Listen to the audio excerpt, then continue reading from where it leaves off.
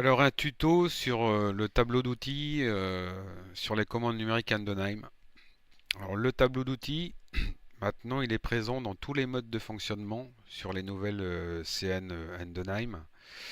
C'est-à-dire qu'on va le retrouver dans le mode manuel. Là vous êtes, l'écran est sur mode manuel actuellement. On va le retrouver dans le mode ici manivelle, hein. Donc le tableau d'outils est bien en bas ici à droite, ici. Voilà.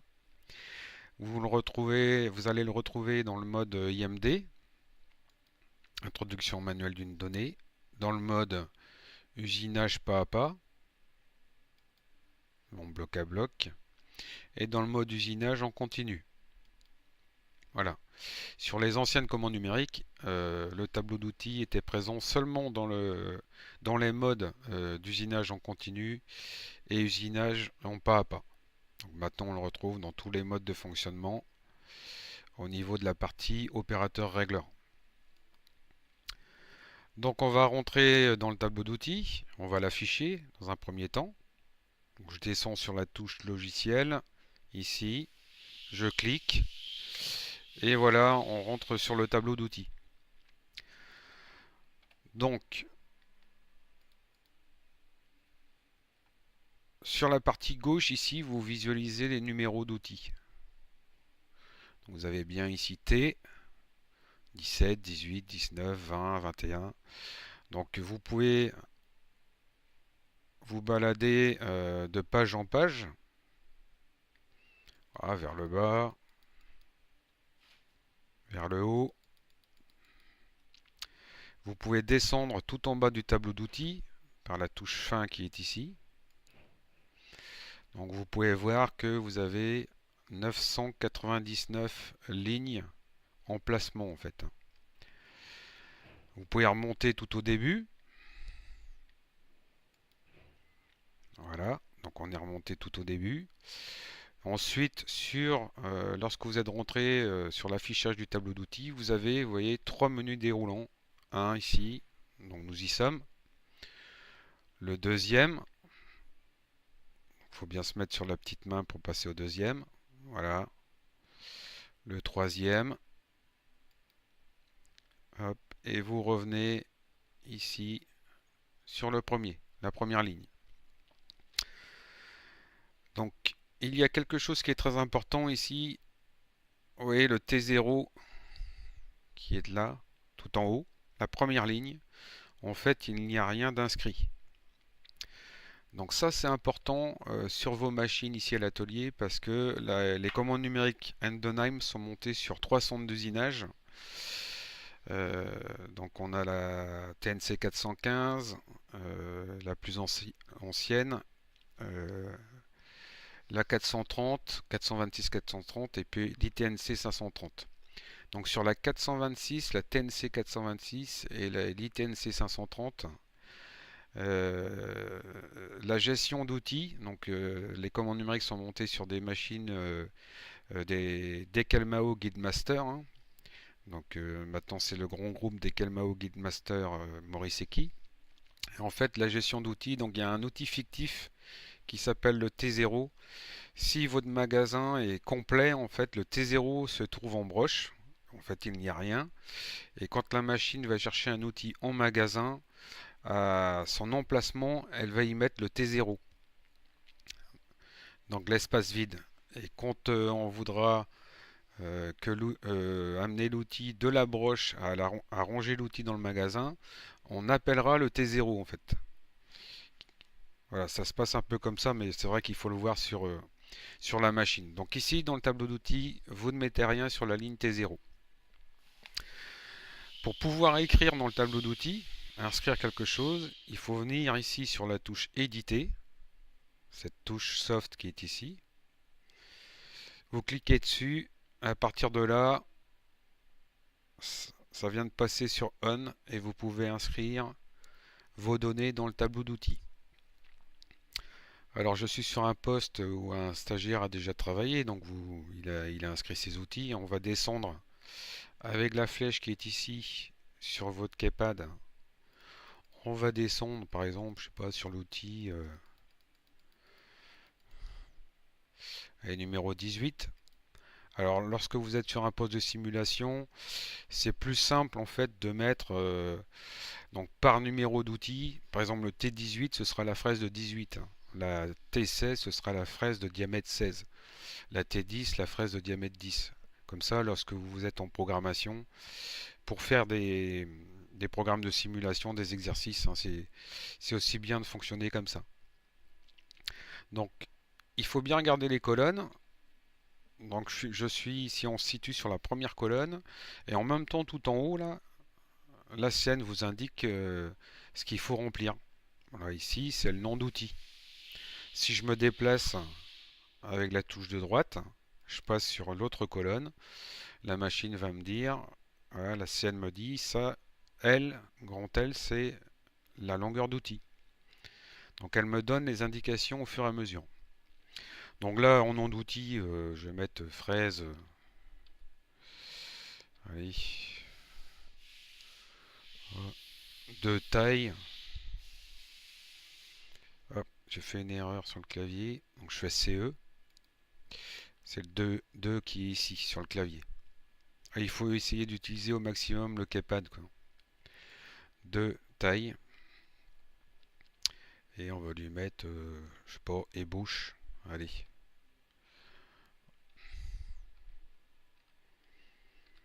Voilà. Fraise de taille d'ébauche de diamètre 18. Donc c'est un titre indicatif, hein, pour.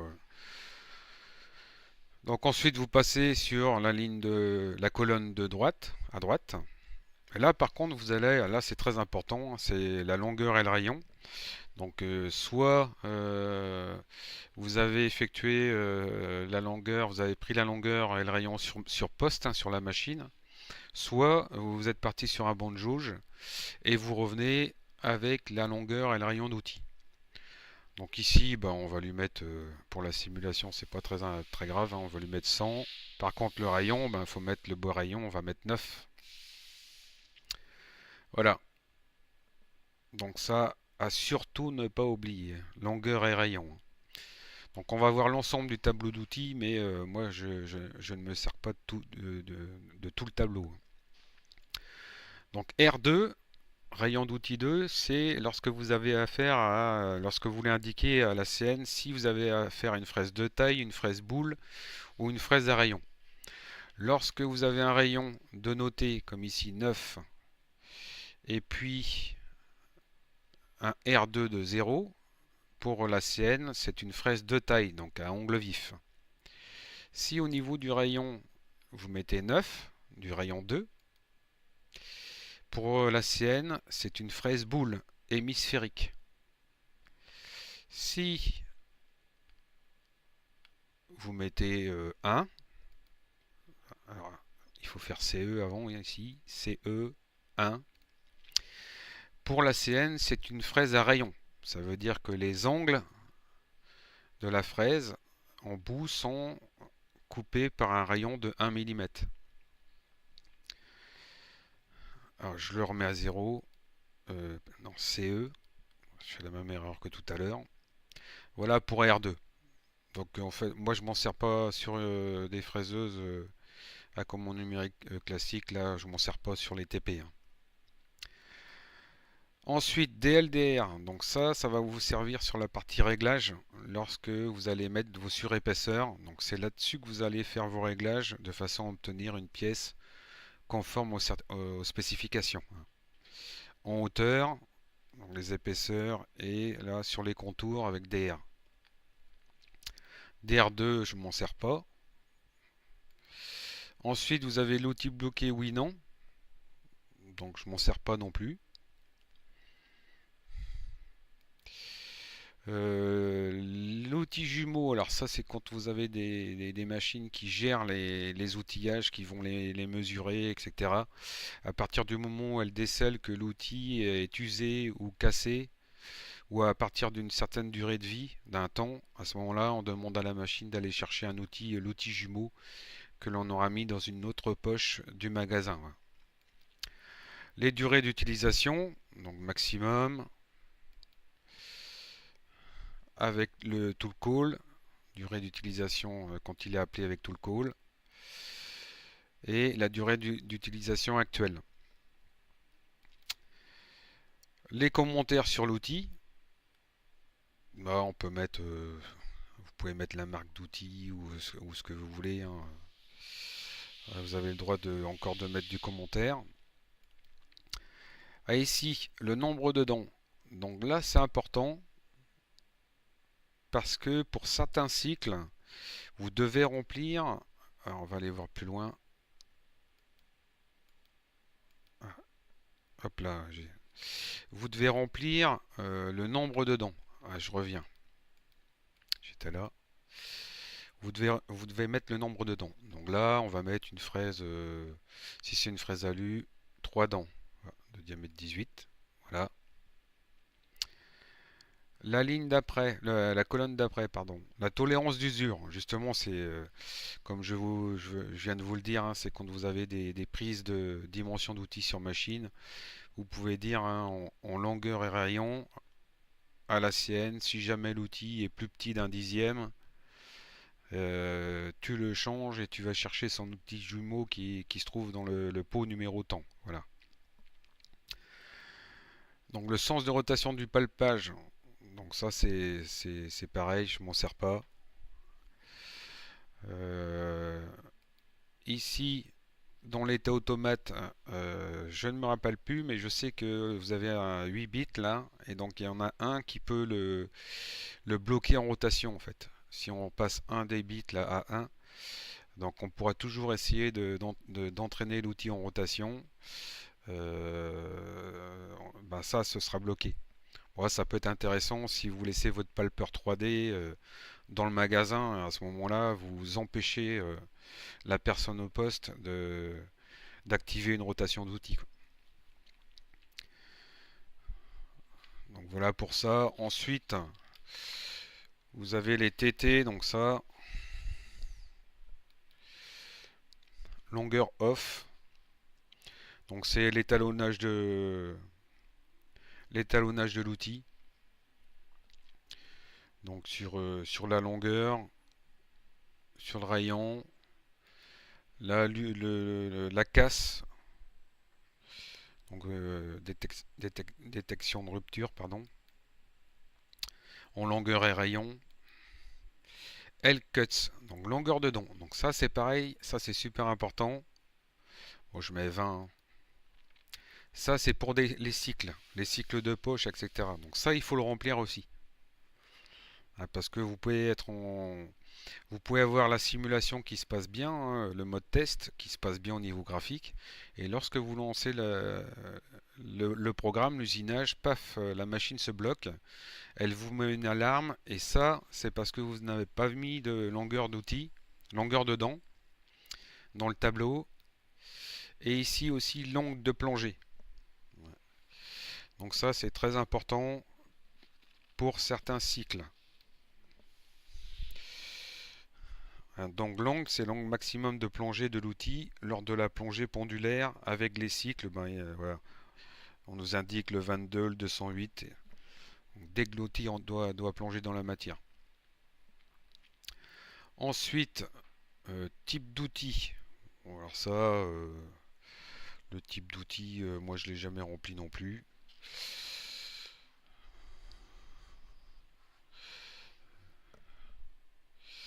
Donc on peut dire si c'est ouais, une fraise, un forêt, un tarot. Voilà. L'autre colonne, le matériau. Donc le matériau de l'outil.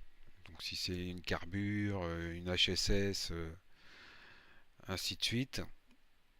Le nom du tableau technologique. Alors là, c'est quand vous faites ça, quand vous utilisez ça, ce sont les données d'outils, hein, pour le calcul automatique de la vitesse de rotation et de l'avance.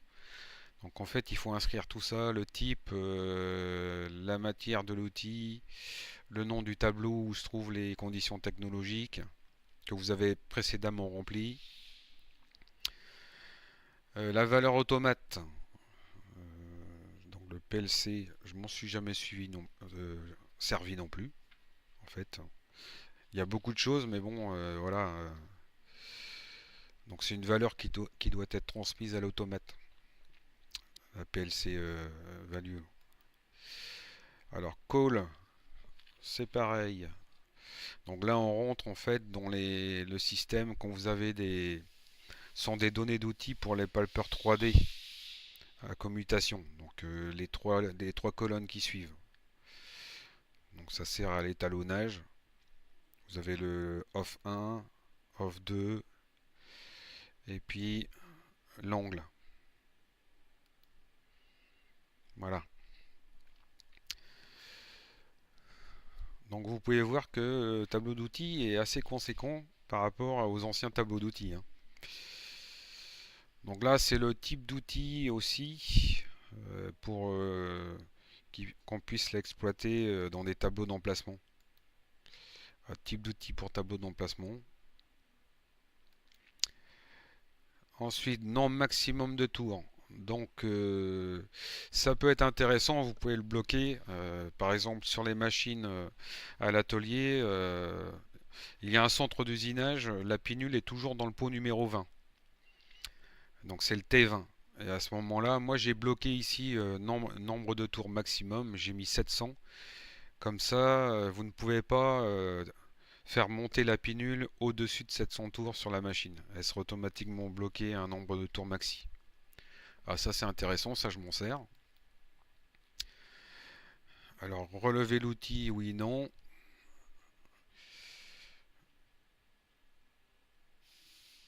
Ça c'est pareil. Je crois que c'est pour dégager l'outil. À ce moment-là, vous devez lui indiquer dans quel axe en fait. Donc si c'est dans le sens positif sûrement ou ainsi de suite. Ou alors pour dégager une barre à léser de façon à ne pas rayer la surface intérieure. Dans tous les cas, je m'en sers pas à l'atelier. Ça non plus. Ah si, ça a les valeurs. Donc ok, donc on doit sûrement dire qu'on veut un retrait de quelle valeur. Il y a une deuxième valeur, une troisième valeur. Description cinématique supplémentaire. Ça, je peux pas vous indiquer ce que c'est.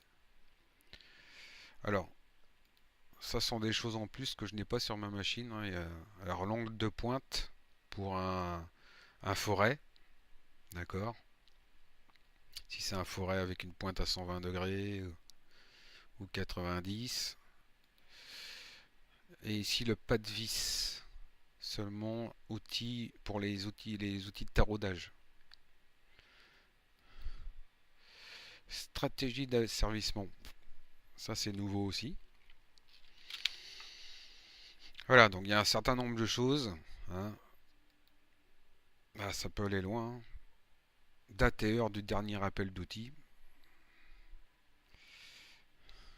Donc 1970, le 1er janvier 1970. Voilà, ça, il faut remettre ça à jour, hein. Donc voilà. Donc vous voyez que des colonnes dans un tableau d'outils sur les, par exemple ici la 530, hein, les TNC 530, vous en avez. Mais en fait, on ne se sert pas de tout. Ah, je reviens au début. Dans tous les cas, ce qu'il ne faut surtout pas oublier lorsque vous lancez un usinage, c'est que vous avez bien inscrit toutes les longueurs d'outils et tous les rayons d'outils dans le tableau d'outils de la machine. Alors le tableau d'outils de la machine, je vais vous montrer ça aussi. Il s'appelle bien, regardez ici en haut, c'est tout le pointé en majuscule. Donc c'est le tableau d'outils de la machine. Alors pourquoi je vous dis ça? Donc je sors de là, donc on va sortir du tableau par Edit Off. Ici, pour enlever l'affichage, pour revenir dans le mode manuel, je fais fin.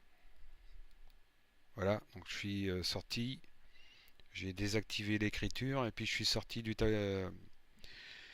menu tableau d'outils. Alors, pourquoi je vous dis que Tool, c'est le tableau d'outils de la machine, utilisé par la machine? Parce que si vous basculez du côté...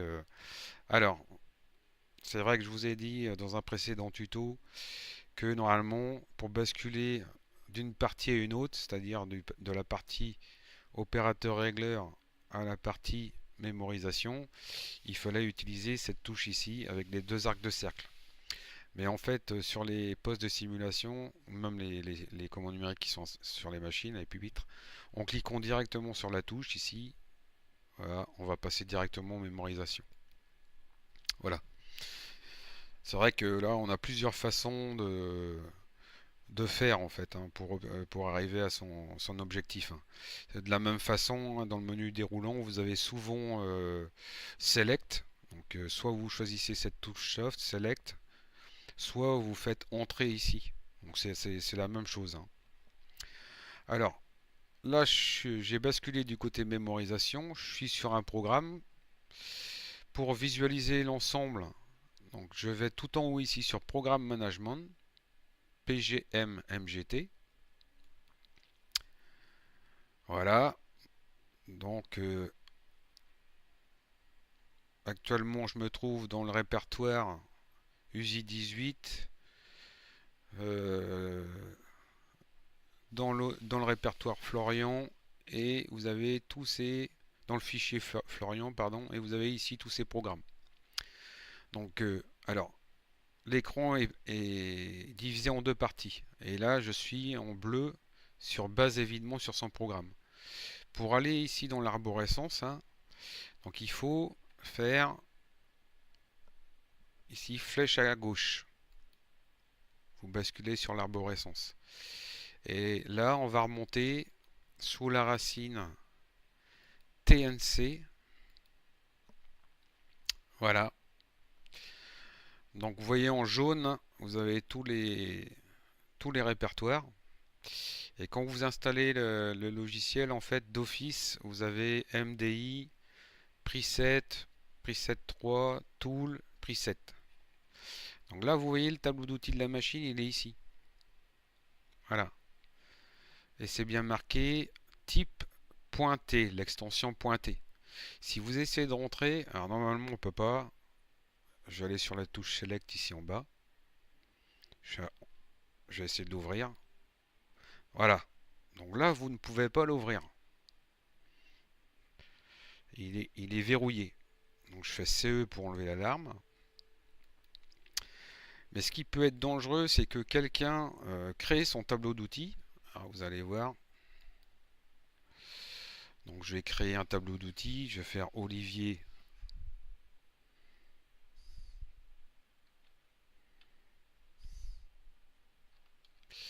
Point T. Je vais mettre une majuscule quand même. Voilà. Je fais Entrer. Ici. Donc la CN me demande si je veux créer mon tableau d'outils en millimètres, inch. Donc je clique sur millimètres, soit là, hein, c'est pareil. Ah, elle a ouvert mon tableau d'outils. Et là, je peux remplir mon tableau d'outils. Hein, là, je peux mettre le nom, je vais pas mettre de nom, je vais mettre une longueur, un rayon. Allez, je mets 150. Un rayon de 5, allez, une fraise de 10. Voilà.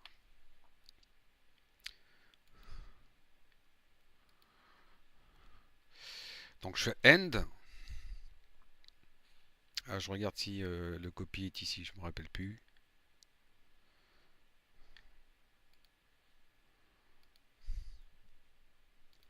Je fais End.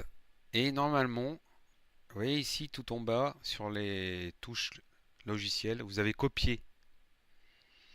Si vous faites copier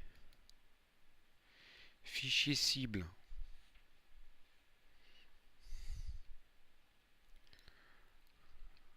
tool.t,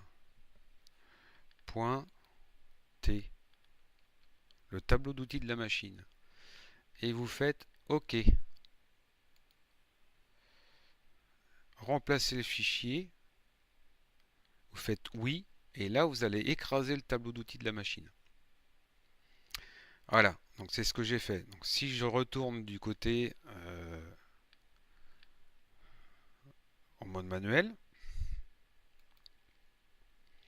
que j'ouvre le tableau d'outils, pardon, vous voyez, j'ai écrasé toutes les données du tableau d'outils qui est utilisé par le régleur. Donc, vous voyez aussi, ouais, il faut quand même faire attention, hein, parce que ça peut être très dangereux.